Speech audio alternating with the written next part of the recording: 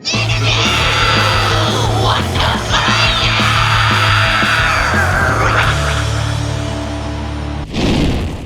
is Sammy Duet from Goatwhore, and you're watching or listening to Interview Under Fire.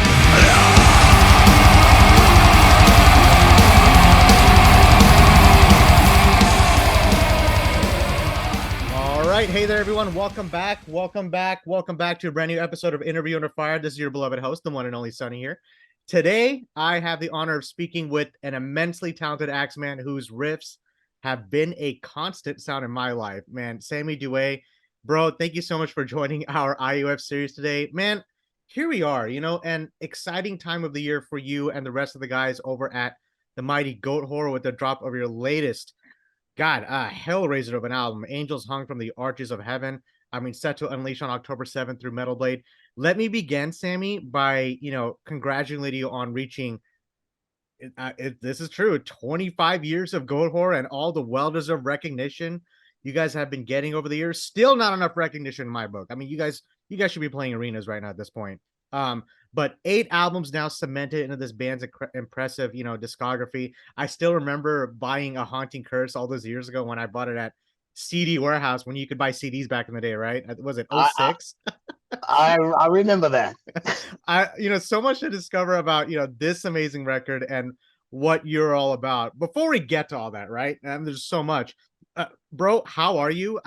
You guys have been touring nonstop in the last 12 months. I can't imagine it feels more like a blur. Have you had the chance to take this chance to take all this in, considering what we've all been through these last 2 years? How are you?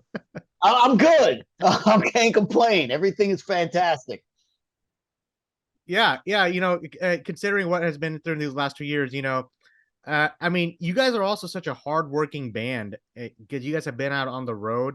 I don't know if the pandemic, that word at this junction gives you PTSD at this point. It's crazy that, I didn't know what was going to happen 2 years ago, and now here we are. Live music is back better than ever. Would you say you have a newfound appreciation of the live music experience now? Oh, yeah, absolutely. When the pandemic hit, nobody knew what was going to happen next, Yeah. And a year went by and it was like still the same shit. And another year went by and it was still the same shit. And it was like, what the hell is happening here? Are we trapped to be like isolated for the rest of our lives? Is this really, a toxic Holocaust song coming to life, Right. But you know, it was a necessary evil, I guess you can say, because it gave me a lot of time to really think about the songs on this record and think about where I wanted to go with this record, because I had a lot of the blueprints to the songs written in like 2018, 2019. Wow. But nothing was really refined, and there was, certain things and certain songs I wasn't happy with. And, it was, like I said, it was actually a good thing, being that, finally from our hectic touring schedule, I had time to sit and really make an album that I wanted to make, rather than let's hurry up and write this record so we could go back on tour. Now, before we get to all that, because I do want to talk about the record, but I mentioned 25 years, right?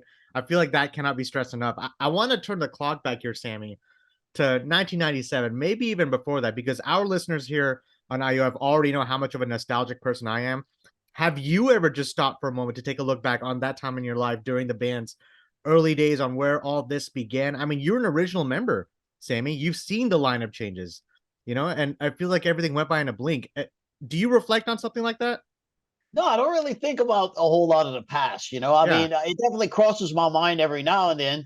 But, to be honest with you, it seems like yesterday that we just kind of started, It doesn't feel like 25 years. It looks like I've been doing this 25 years, obviously. But you look great, man. What are you talking about? I don't feel like I've been doing this 25 years. It feels, I guess time flies when you're having fun. I guess that's what they say. Yeah, one of the things that makes Goatwhore is a live presence that you guys exhibit on stage. Every time I've seen you guys, I mean, I know we met 10 years ago. I threw that time machine of a picture at you earlier before the interview started. But, every time you guys come to Dallas, I mean, the crowd knows, like, we all anticipate Goatwhore's coming, to Dallas, Texas. I got my friends like texting me like, hey, we're going to mark this date because they're coming to town.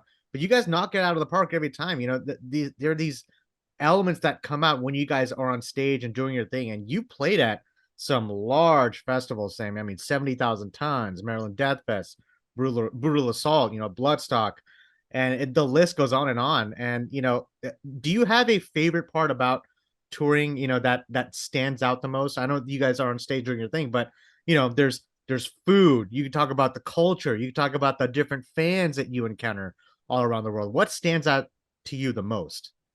Actually, that for half an hour to an hour that I get to stand on stage is what stands out to me on Yeah, most when I'm on tour.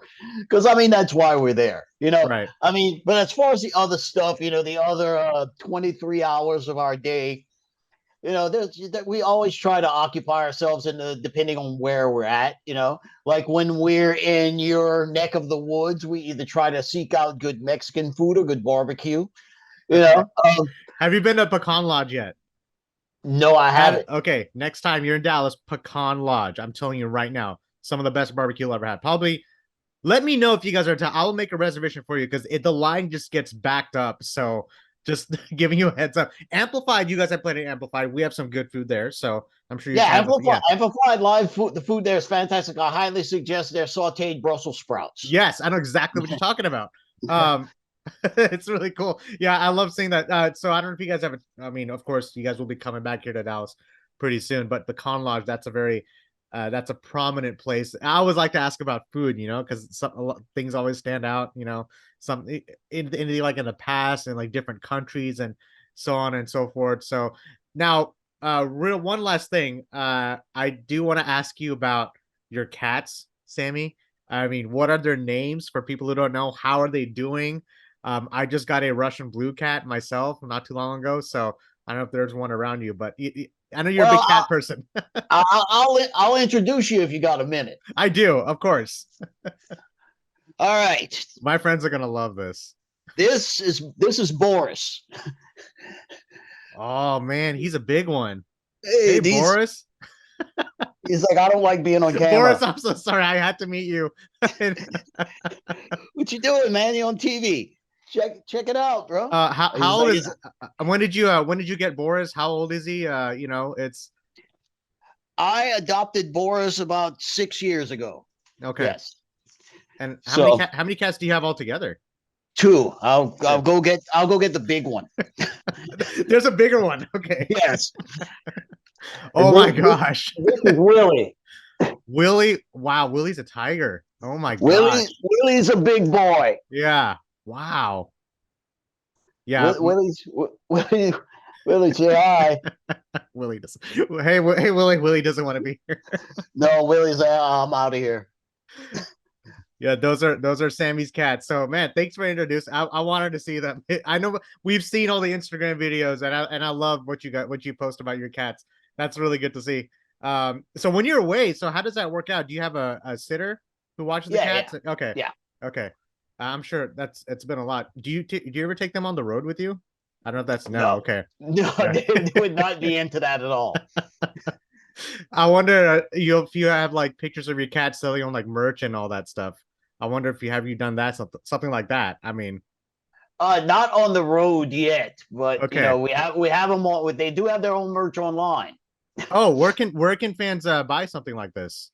PMStarPromo.com.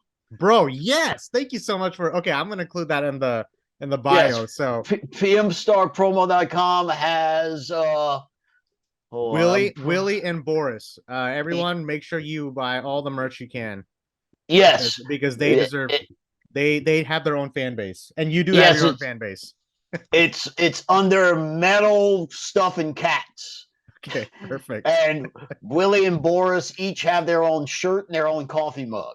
So I feel like see, that's the thing. Our pets need something like that. I don't have one for my dog Rocket. I got to get one for the Russian blue I have. Her name is Babushka.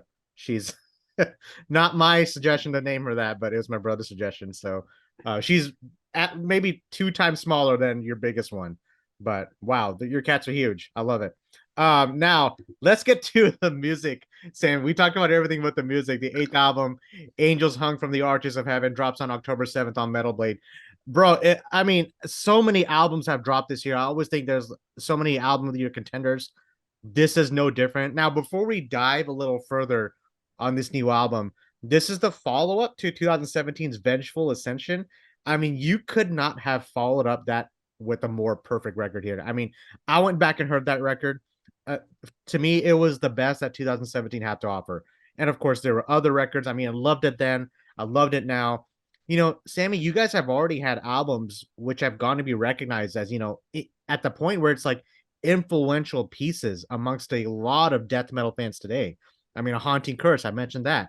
Carving Out the Eyes of God, Shout out to other outlets like Revolver and Consequence and Alternative Press who've been praising your work. You guys have piled up these millions of streams and music videos in the process.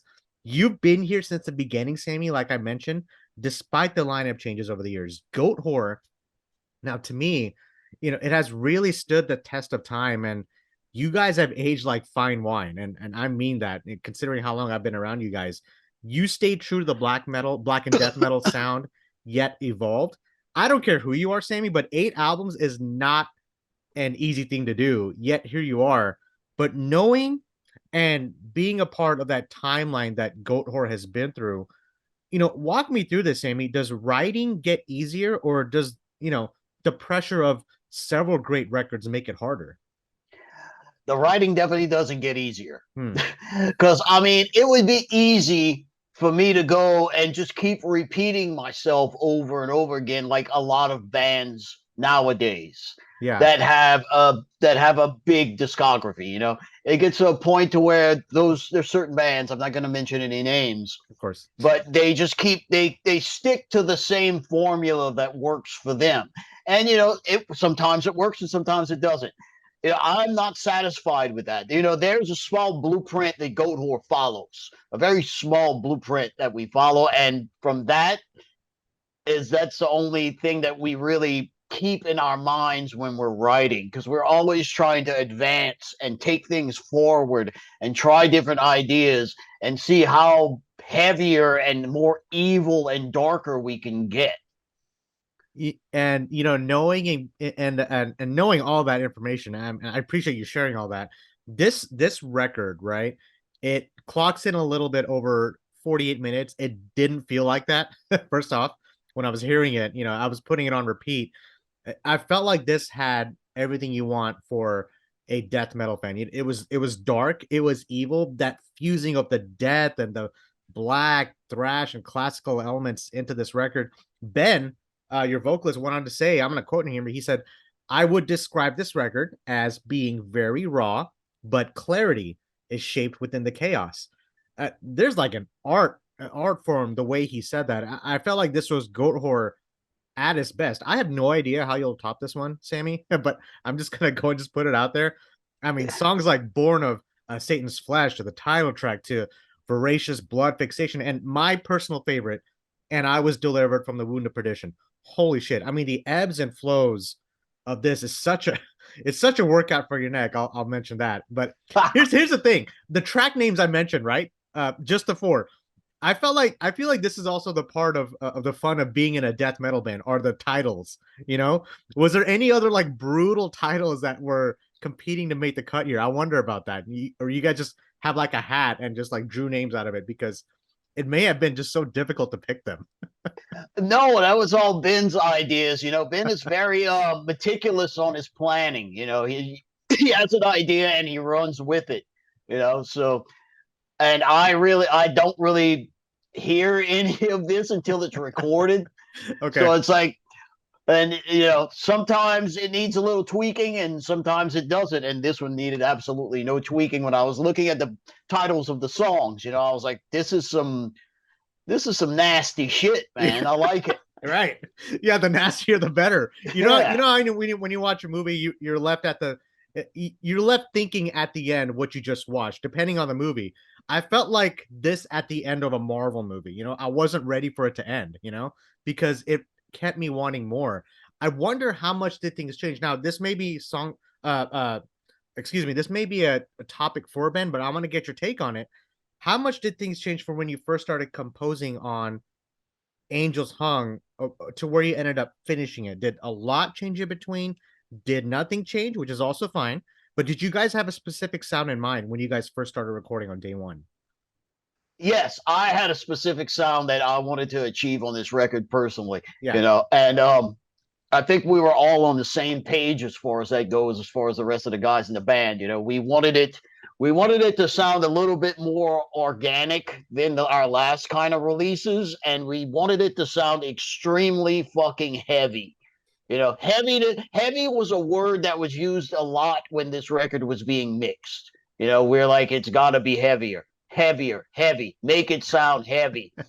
So that was the catalyst, but Yeah. the guy that actually the two guys that actually worked on the record, Jared Pritchard and Kurt Ballou, Yeah. both knocked it out of the park. I mean, it wasn't an easy feat to get the sound of this record. It definitely took more than a few tries, but the end result came out exactly as I pictured it.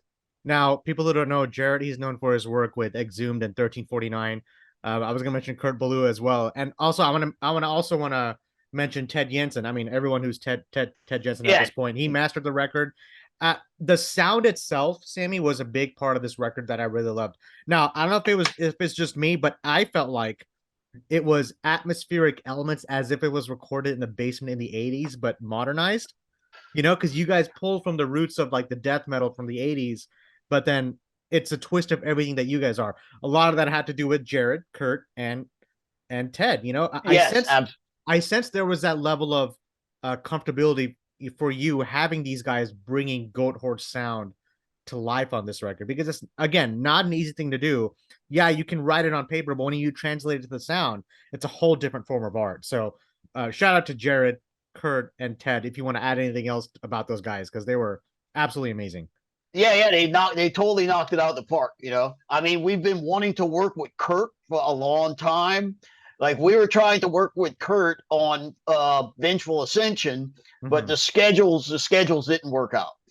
Okay. So when we got the chance to work with Kurt on this record, I was like, dude, book him, get him. I don't care what it takes. He's got to work on this record. I don't care if he's available, nail him in, pencil us in on his schedule and make this happen. And this was tracked at the studio in the country in Louisiana. Yes. So now you are a guitarist, Sammy. I mean, I mean, the riffs, the ideas, the way you come up with these riffs, they've just stuck with my head all these years. How is a composition of the songs different for you as opposed to the other members of the band? In other words, in what order do you come in on the final draft process of all this? Well, I try to get basically a whole song written, like from start to finish, and then present it to the rest of the guys. And then we make adjustments from there. And, sometimes it'll be like, okay, this is great. Don't fuck with it anymore. Leave it alone, because they know how I am. I'm constantly fucking around with the fucking music. So sometimes they're like, don't mess with it no more. It's great. Don't change anything. And then other times they'll be like, well, that's not so good. Let's change this. Let's chop this down. Let's extend this part a little bit longer. So, it's always different for each song. You can't really hit it out of the park on the first try every time. But, that's basically the process, is that I try to get a complete song finished, present it to the guys, and then we take it from there. Basically, if it needs to be tweaked, it needs to be tweaked. If it's fine the way it is, that's great. That doesn't happen very often, but it does happen. I like asking the question. By the way, I didn't mean to cut you off there. I was gonna say, like, I like asking the question where, when you finish the song, right? And I come from a family of musicians and producers, so I notice things like that. When a song is finished, you go back into it, and then you kind of fall into that trap of like, you know what? I should have done it this way, but the song's done. And even though the song is done, you can switch it up in the live setting too. You know, Yeah, but do that. Yeah. The thing on this record is that I did that a lot on our past records. Mm-hmm. And Okay. on this record, I became so immersed in the songs on this record to where basically 2 years plus of my life were these songs. So I've heard these songs, I can't even count how many times, in the demo stages, just, working on them. And, that's all I had to do for like 2 years. So I took them. I took it to the point to where it's like, I would listen to it so much and I'd make the changes and I would, the whole back and forth thing with the rest of the guys to where it got to the point to where I was like, I could listen to these songs and not be like, well, if I could have changed this part or whatever, I don't feel that way at all about any of the songs on this record. How many songs do you write for a record and they don't make the cut? And what do you do with It, those it, songs? it all depends on like our last couple of records that we did before this one. There were no leftovers. It was what was written was on the record. This record, on the other hand, we went into the studio with 16 songs. Okay. And then we whittled it down to our favorites and which ones came out best in the recording process. And that's what we rolled with. Yeah. You know what that means, like time to make a B-sides. No, there's not going to be any B-sides. There's probably be a good head start on the next record. Let's put it that way. Now, I see your axes behind you. Real quick, Sammy. Tell me which one is your favorite one, if you have one. I don't. Oh my! It never ends. My favorite one. Let's see. Probably. Maybe it's not even hung up there. No, it's not. It's actually right here next to me. This one. Holy shit! Oh my goodness! My signature. Well, this is my signature LTD SD2 that you could purchase now if you'd like to. Really? And it's available. They're available. I think the list price is like $1,400. But my absolute favorite one. I'm looking at the paint jobs too. The ones there's a couple of red ones.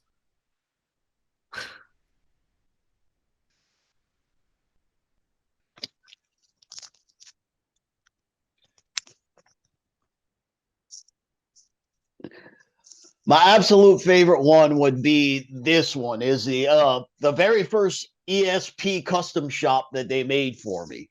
Yeah, and I see that sigil in the middle of that. That yeah. looks so nice on there.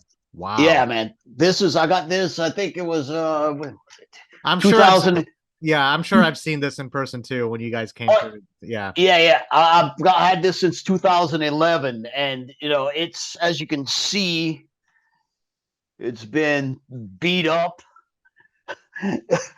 It's had its fair share of being played. So I want to keep this one at home, because this guitar is very it's very special to me.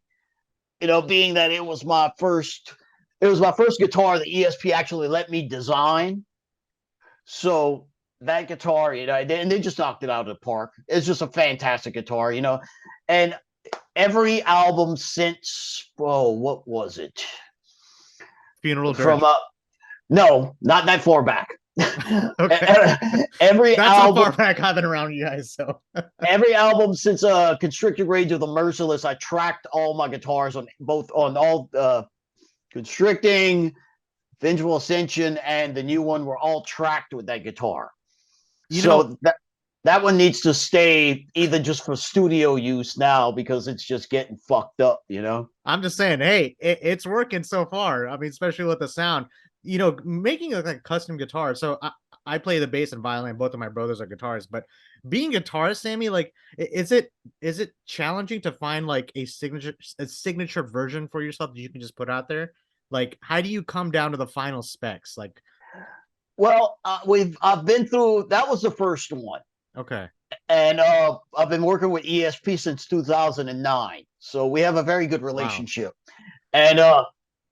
And That was the very first one that we did. They just nailed it. But then there was small, little, minute changes I wanted to make. So we made a second one, and then that one was cool too. Then we made the third one, and that one was fantastic. And basically, that's just trial and error. Is that your Just fourth try. one? Is this your That's current? that's the first one. That's the first Oh, one they okay, ever okay. sent me. That's my favorite one. They nailed that one. So we tried different things with a couple of different variations upon the custom shop, and then I just keep going back to that one. I was like, why am I even changing these guitars when you just nailed it right here? You know what I'm saying?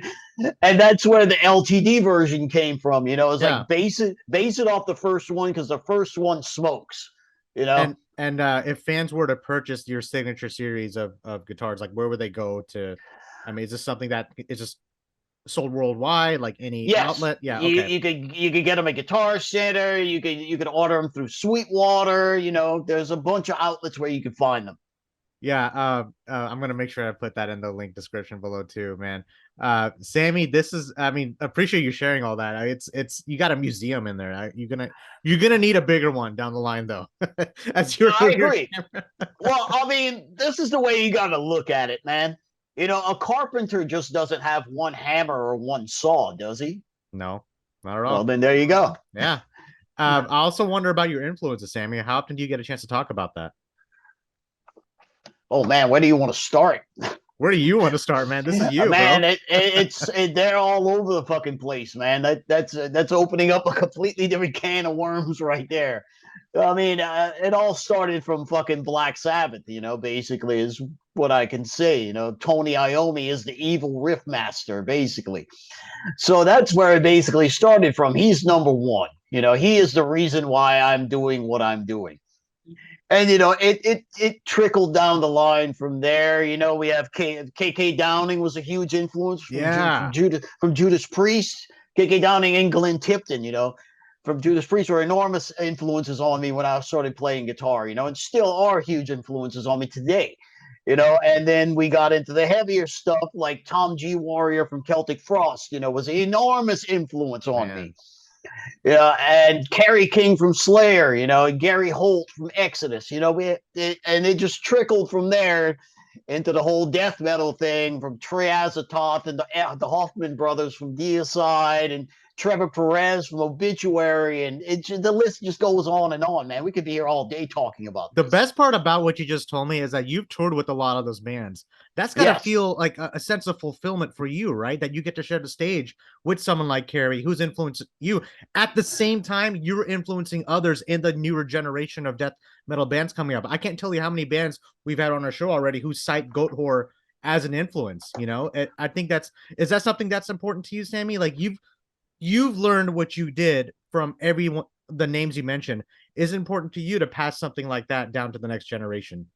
I mean, I don't really think of myself like that, man. Hmm. I think of It's myself as just happening. I just think of myself as a dude that just learned, that just kind of knows how to play guitar a little bit. Yeah.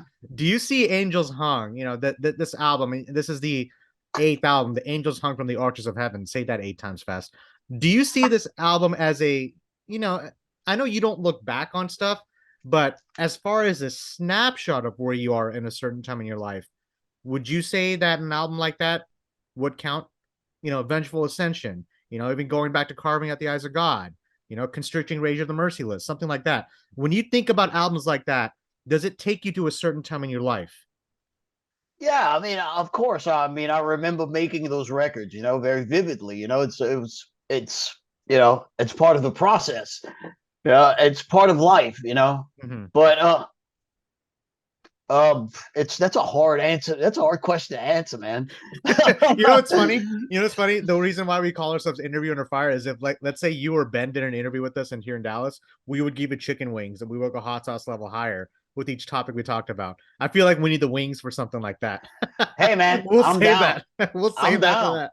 I love spicy shit. So Hell yeah, dude. Yeah. sounds like a date. I'm into it. Let's do it, bro. But man, this is the last part of our interview, man.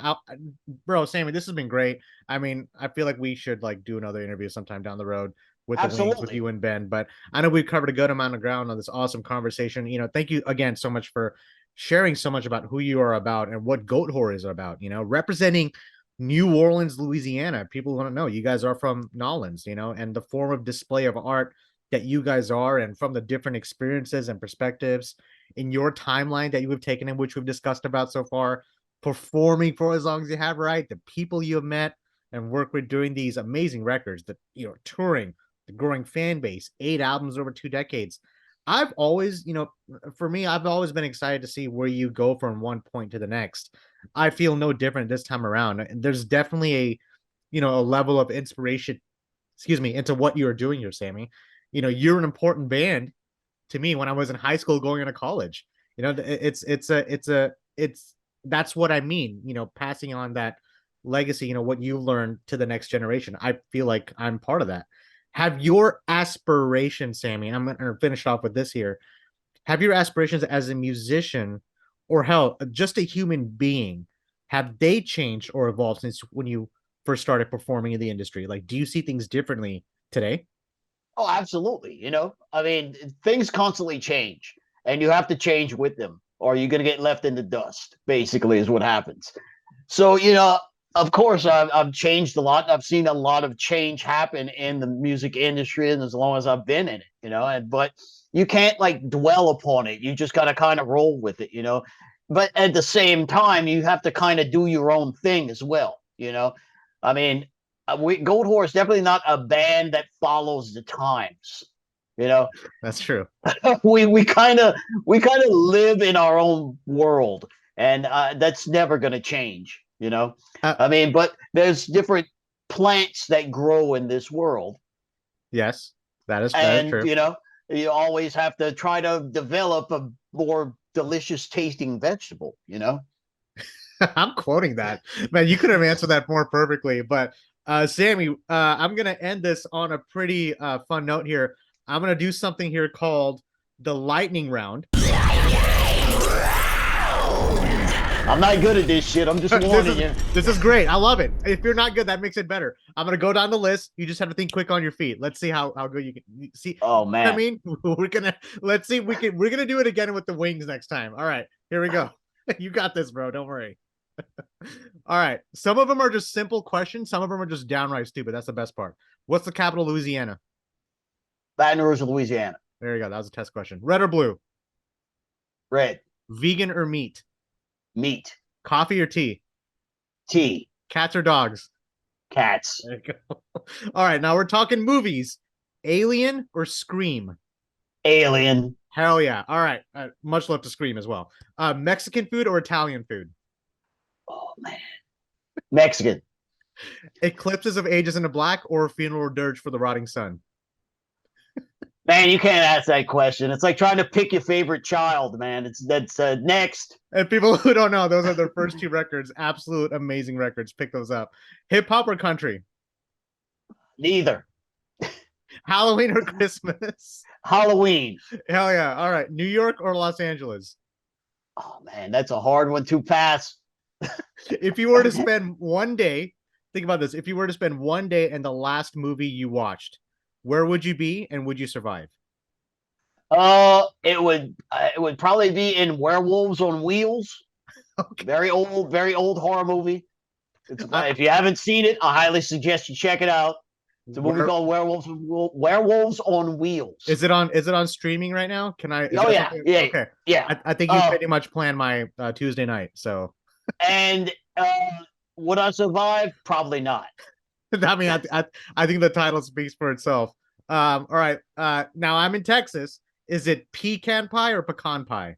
Pecan. All right. Not pecan. Pecan. So I learned that depending on where you are, I think in the Northeast they say pecan. Yes. They pronounce it wrong. You heard it here first. All right. If Michael Myers offered to grab a drink with you, would you accept? Absolutely. I was about to say. Absolutely not. I'm not sure if the conversation would be very thrilling, but I'd be willing to give it a chance. Sammy, I think the question is the other way around. Hey, Michael, if Sammy from Goatwhore offered to buy you a beer, would you accept? Yeah. I mean, we have yet to hear his voice, so that's true. Are tomatoes a fruit or a vegetable? Tomatoes, they're a vegetable. People say fruit. You'd be surprised how many people say fruit. Would you rather be able to speak every language in the world or be able to talk to animals? Talk to animals. Yeah. Without doubt. I love that answer. Some people tell me, yeah, I can talk to my cat. So, yeah, I'd speak every language in the world. Last one. I love this one. There's a time machine in front of you, Sammy. It says the destination is the first concert you've ever attended. Where are you? And what do you remember the most about this day? And do you take the trip? I would definitely take the trip. And that was a very long time. I don't remember exact the date, but it was Kiss on the Rock and Roll Over tour. And Kiss. And my back then, yes, it was Kiss and Blackfoot on the Rock and Roll Over tour. So anyway, my memories from that show is waiting in line with my mother holding me because I was still a little kid.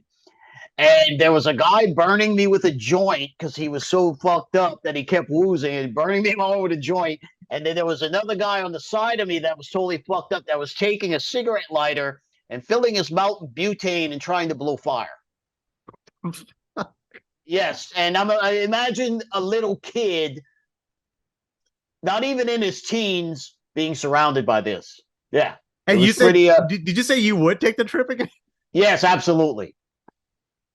It's all worth it. Hey, you saw Kiss as your man. I don't think you can get any better than that. And Kiss as your first show, and your parents with you. You know, that's your mom with you. That's really cool. My first show, because I love discussing this, was Dimebag 2 months before he got shot on stage. Oh wow! October 2004. I was in high school. It was great to see. I mean, of course, 2 months later, unfortunately, of course, in Texas, Dimebag's a prominent name for us. Oh yeah, absolutely, absolutely. It was just, and that was when Damage Plan. You know, that was a crazy show. It was Damage Plan, Velvet Revolver, The Used, Switchfoot. It was a mix of so many bands.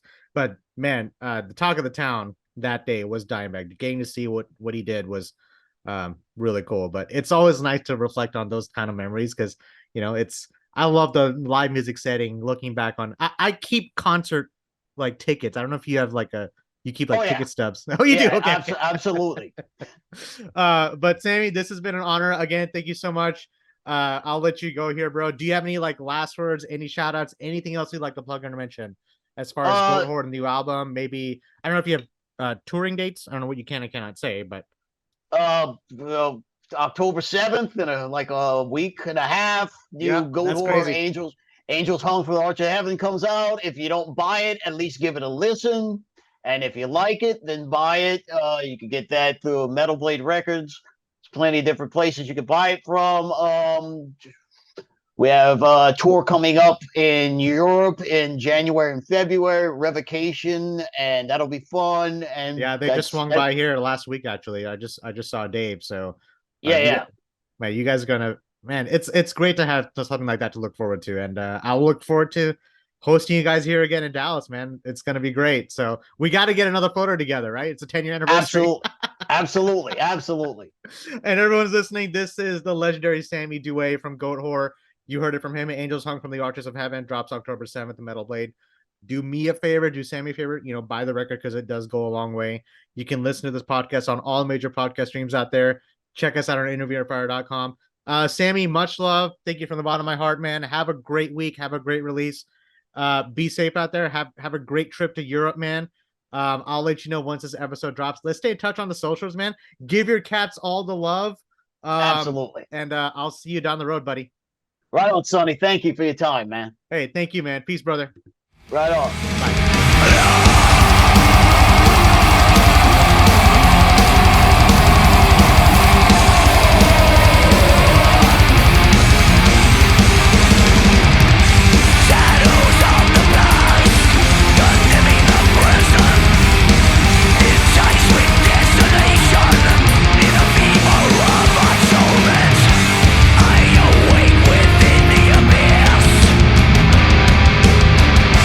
Peering into